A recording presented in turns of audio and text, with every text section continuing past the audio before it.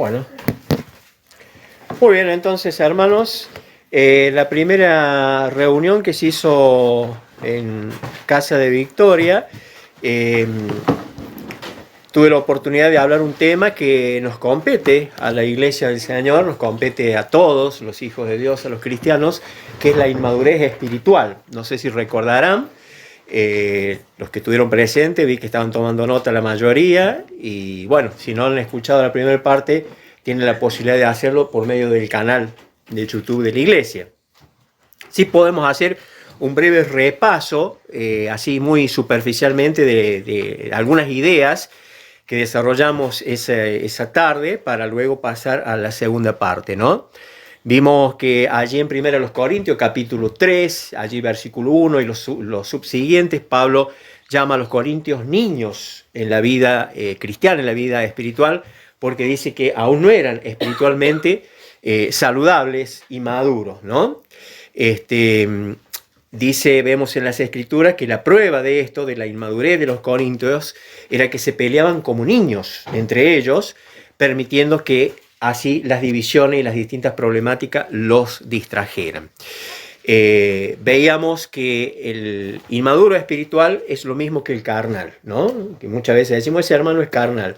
Bueno, estamos hablando de un inmaduro espiritual cuando hablamos también de un carnal. ¿Por qué? Porque son controlados por sus propios deseos, ¿sí? Los creyentes maduros están a tono siempre con los deseos, con los propósitos, con la voluntad de Dios, ¿no?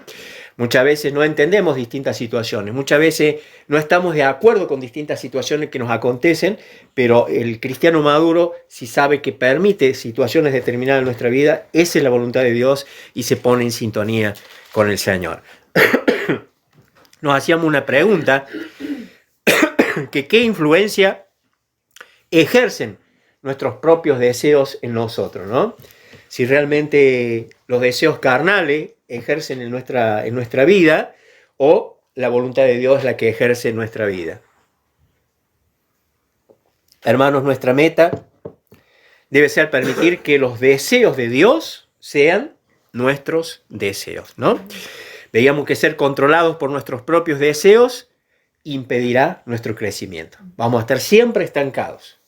Vamos a ser por siempre inmaduros, bebés espirituales, porque cuando nos controlan nuestros propios deseos, no dejamos que la gracia de Dios sea la que obre en nuestras vidas. Veíamos y terminábamos, llegábamos hasta ahí, en que el remedio para esto es que el cristiano debe ser guiado, dice Romano allí en capítulo 8, guiado por el Espíritu Santo. Dice que los hijos de Dios debemos ser guiados por el Espíritu Santo. Y también allí en Efesios, capítulo 5, versículo 18, dice, es un mandato, que el Hijo de Dios debe ser lleno del Espíritu Santo. Y otro de los mandatos también allí en cuanto al Espíritu Santo, los mandatos positivos, es que debemos andar en el Espíritu, dice Gálatas 5:16. Pero para ser llenos del Espíritu, para andar en el Espíritu, hay una actitud muy importante que tenemos que tener todos los nacidos de nuevo, o los renacidos espirituales. Dice Santiago 4:7 que debemos someternos a Dios. Si no nos sometemos a Dios, no vamos a poder resistir el diablo y sus acechanzas. Lo primero que tenemos que hacer es someternos a Dios. Ahora sí arrancamos entonces con la parte que sigue. La inmadurez espiritual produce falta de visión en nosotros, ¿sí? Falta de visión, y genera torpezas en nuestra vida. El ser inmaduros espirituales, decimos entonces, que produce falta de visión bíblica, espiritual, y genera torpeza. Pasamos a ser hijos de Dios torpes. Y vamos a ir a la lectura de la palabra, vamos a considerar algunos versículos. El Salmo 92, verso 6, por favor. Salmo 92,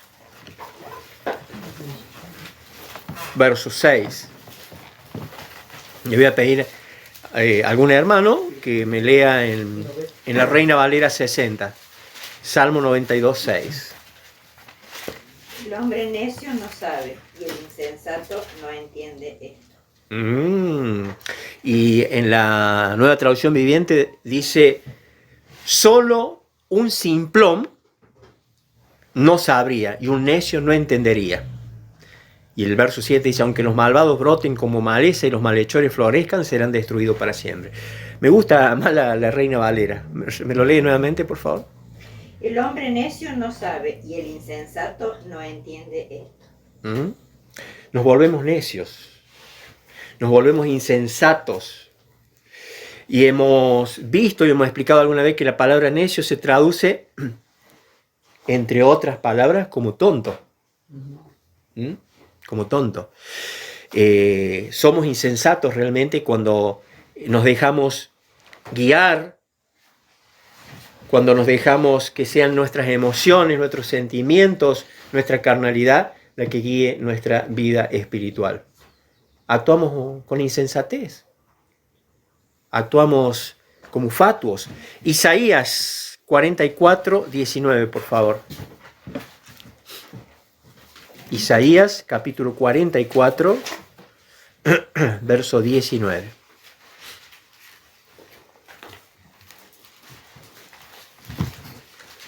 El que lo tenga y lo quiera ir leyendo, le agradezco. Isaías 44, 19. No discurre para consigo, no tiene sentido ni entendimiento para decir, parte de esto quemé en el fuego y sobre sus brasas cocí pan, asé carne y la comí. Haré del resto de él una abominación, me postraré delante de un tronco de árbol. Pero el 18 está más entendido. Bueno, leamos el 18. No saben ni... leo desde el 18. No saben ni entienden, porque cerrados están sus ojos para no ver y su corazón para no entender. No discurre para consigo, no tiene sentido ni entendimiento para decir, parte de esto quemé en el fuego y sobre sus brasas cocí pan, asé carne y la comí. Haré del resto de él una abominación, me postraré delante de un tronco de árbol. Muy bien. Fíjense ustedes cómo lo traduce la nueva traducción. Dice, cuánta estupidez, dice, y cuánta ignorancia. Tienen los ojos cerrados y no pueden ver. Tienen la mente cerrada y no pueden pensar. La persona que hizo el ídolo nunca se detiene a reflexionar. Vaya, es solo un pedazo de madera. Quemé la mitad para tener calor y la usé para cocer el pan y asar la carne. ¿Cómo es posible que lo que queda sea un Dios? ¿Acaso debo inclinarme a rendir culto a un pedazo de madera? Fíjense ustedes que decíamos que la inmadurez produce falta de visión y genera torpeza. Tal vez no estamos adorando un ídolo de madera, un ídolo de yeso, pero como nos volvemos ciegos e insensatos, nos volvemos idólatras.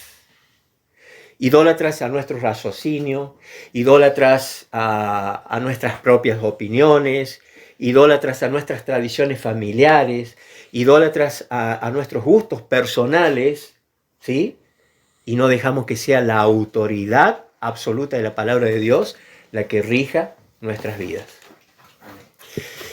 Otro versículo que encontramos es Ezequiel 12. Ezequiel capítulo 12, verso 2. He seleccionado varios versículos porque yo creo que, tengo la seguridad de que la máxima autoridad de la palabra de Dios, más allá de que uno agregue algún comentario, y qué mejor que Dios sea el que nos hable por medio de su palabra, ¿no? Ezequiel 12, 2. Hijo de hombre, tú habitas en medio de casa rebelde, los cuales tienen ojos para ver y no ven, tienen oídos para oír y no oyen, porque son casa rebelde. La otra traducción dice, hijo de hombre, tú vives entre rebeldes que tienen ojos pero se niegan a ver, tienen oídos pero se niegan a oír porque son un pueblo rebelde. El insensato, el inmaduro espiritual, es una persona que su corazón se rebela contra la autoridad, contra el poder, contra los mandatos de Dios. ¿Por qué? Porque tiene ojos, pero se niega a ver la realidad. ¿Cuántas veces nos toca hablar con personas, con hijos de Dios, que uno con la autoridad de la palabra le hace ver ciertas cuestiones personales y no quieren ver? Mucho menos escuchar, porque se niegan a oír. Y dice aquí clarito la palabra que son parte de ¿qué? De un pueblo rebelde. Y yo hacía una pregunta el otro día y me la hacía yo y la hacía todo el grupo, no sé si ustedes recordarán. Verdaderamente una persona carnal, un hijo de Dios carnal, puede resistir la totalidad de lo que se le enseña o lo que aprende por medio de la palabra? Porque en teoría sería que una persona carnal haya cosas a las cuales resista, a las cuales diga, no, esto no es para mí, esto es para el hermano, para la hermana, para mí no es. Pero cuando ya una persona que se hace llamar creyente desecha directamente la palabra de Dios y muchas veces ni la lee, no la quiere escuchar cuando se la leen, ¿es verdaderamente un hijo de Dios o no? Es un interrogante para que verdaderamente lo meditemos seriamente, ¿no? Y si en nuestra familia, en nuestro entorno, en nuestro trabajo, todos tenemos parientes. En mi caso personal tengo familiares por parte de mi mamá, por parte de mi papá, que no son creyentes.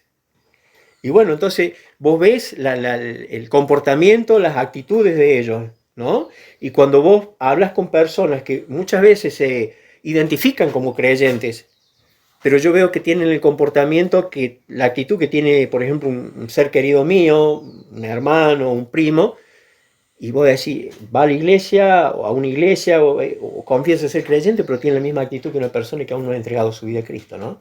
Entonces ahí hay un hilo, hay que hilar muy fino y orar por nuestros seres queridos, por nuestros seres amados, por nuestros compañeros de trabajo. Tenemos una gran responsabilidad, ¿no? Y alguien decía una vez, es muy fácil predicarle el evangelio, hablarle a una persona que nunca nadie le habló del evangelio, que nunca fue a una iglesia, es más fácil. Ahora, qué difícil es cuando le tenés que hablar y confrontar con la palabra a una persona que crees que es salvo, una persona que cree que es hijo de Dios, tal vez porque va a una iglesia, tal vez porque incluso a veces lee la Biblia, es lo más difícil. Pero gracias a Dios que el poder no es nuestro ni la influencia es nuestra, sino del Espíritu Santo. Hermanos, Romanos 3:11.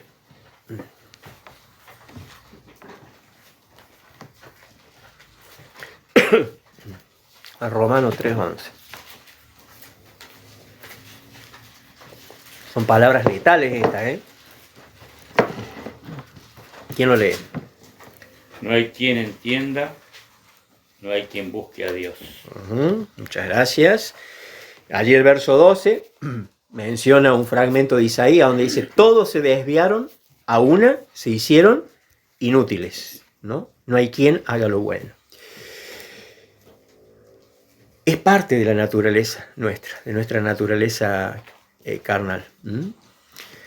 Nadie es realmente sabio, nadie busca a Dios. Y dice que no solo el pueblo de Israel, sino la raza humana en sí, está desviada del camino de Dios, de la senda de la justicia. Se volvieron inútiles. Dice, no hay uno que haga lo bueno, ni uno solo.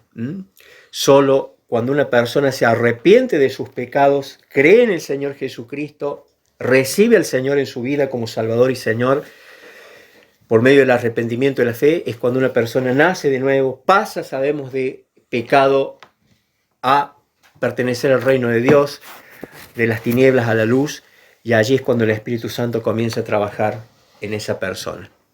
Pero ¿qué pasa con las personas que muchas veces incluso han dado profesión de fe, pero su vida no ha cambiado? Su vida sigue igual que antes.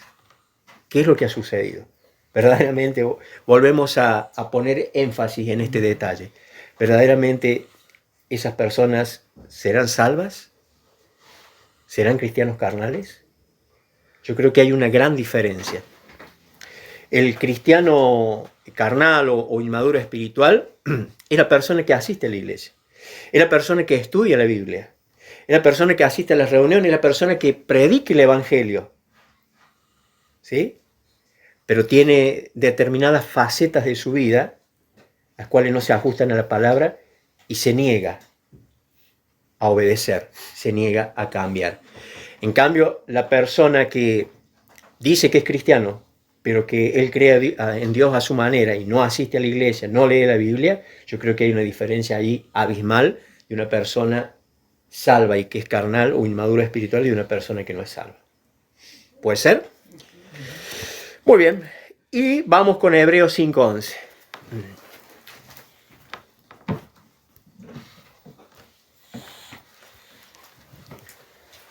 Aquí es un llamado al crecimiento espiritual a la iglesia de Cristo.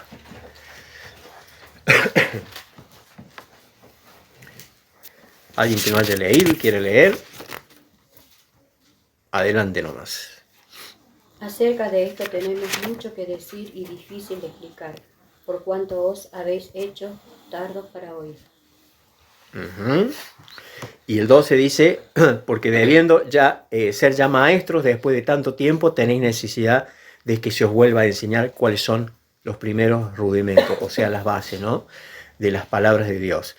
En la Nueva Traducción dice así, de esta manera, dice: nos gustaría decir mucho más sobre este tema, pero es difícil de explicar, sobre todo porque ustedes son torpes espiritualmente y tal parece que no escuchan. Hace tanto que son creyentes que ya deberían estar enseñando a otros. En cambio, necesitan que alguien vuelva a enseñarles las cosas básicas de la palabra de Dios. Son como niños pequeños que necesitan leche y no pueden comer alimentos sólidos. Esa es la característica y la definición del inmaduro espiritual. Constantemente pueden tener 10, 20, 30, 40 años de creyente y siempre son como niños pequeños que necesitan leche y no pueden comer alimentos sólidos porque si no se atoran y se broncoaspiran. Creo que esa es la característica que identifica al inmaduro espiritual. Dice el 13, pues el que se alimenta de leche sigue siendo bebé y no sabe cómo hacer lo correcto. Y esa es la característica del inmaduro espiritual.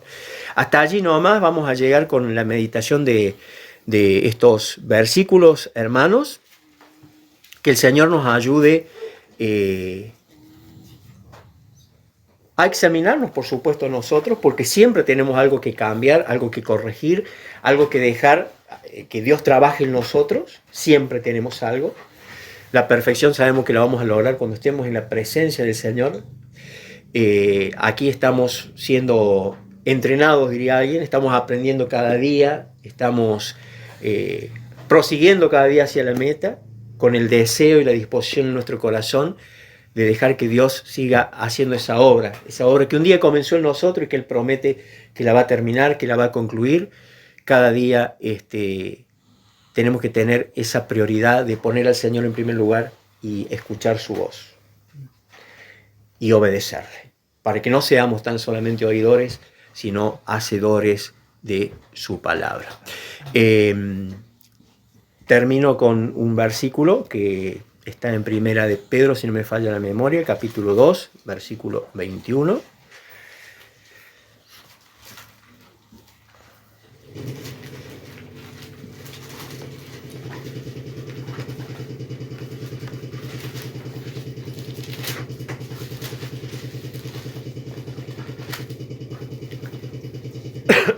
Terminamos entonces.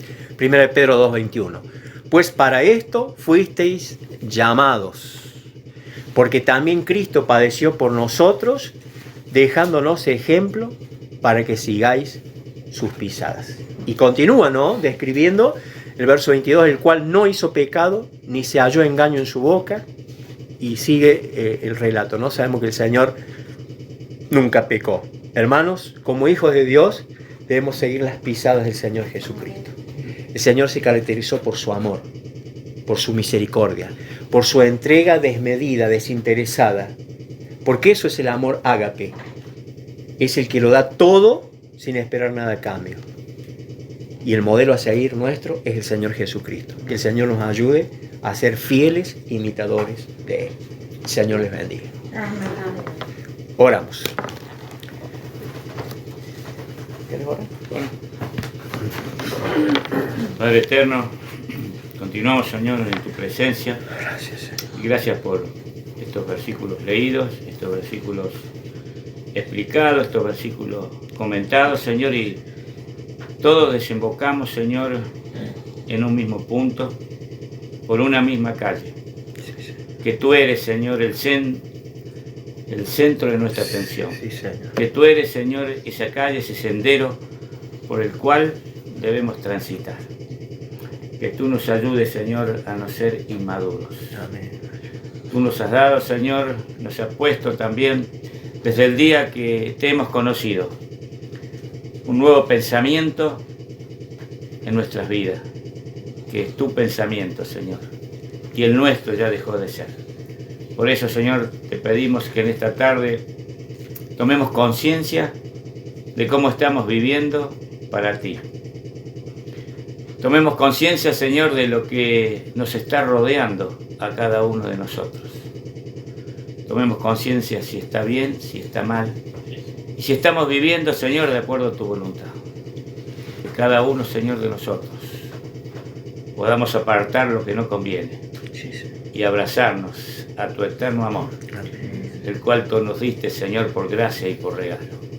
Es lo mejor, Señor, que nos puede pasar aquí en esta vida, hasta que esperamos el día glorioso en que tú nos vengas a buscar.